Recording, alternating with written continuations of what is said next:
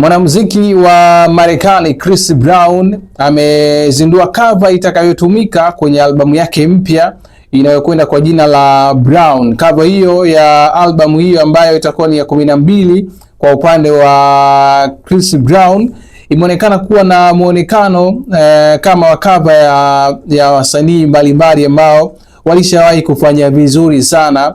Hapa namzungumzia na Teddy Pendergrass, lakini pia namzungumzia na Luther Vandross pamoja na Lionel Richie.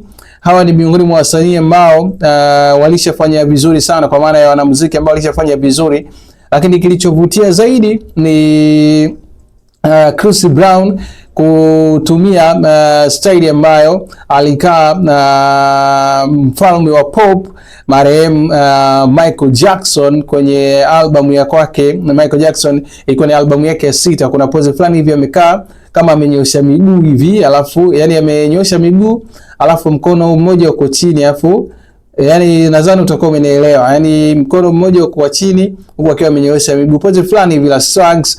Lakini nikwambie tu kwa maana ya kutumia cover hiyo ya ambayo kama ambavyo alifanya marehemu Michael Jackson, ni kwamba hiyo ni cover ambayo alitumia kwenye albamu yake ya 6 inaitwa Thriller, ambayo ilitoka tarehe 29 mwezi wa 11 mwaka 1982, na albamu ya Chris Brown inatarajiwa kutoka tarehe 8 mwezi wa 5 mwaka 2026, na tayari Breezy ameshaachia moja ya ngoma ambazo zinapatikana kwenye albamu hiyo, ambazo zitapatikana kwenye albamu hiyo mpya, ikiwa ni sehemu ya kuonesha mashabiki zake kuwa watarajie kupata muziki na ladha ya kipekee kutoka kwenye albamu ya Breezy ya Brown kumradhi.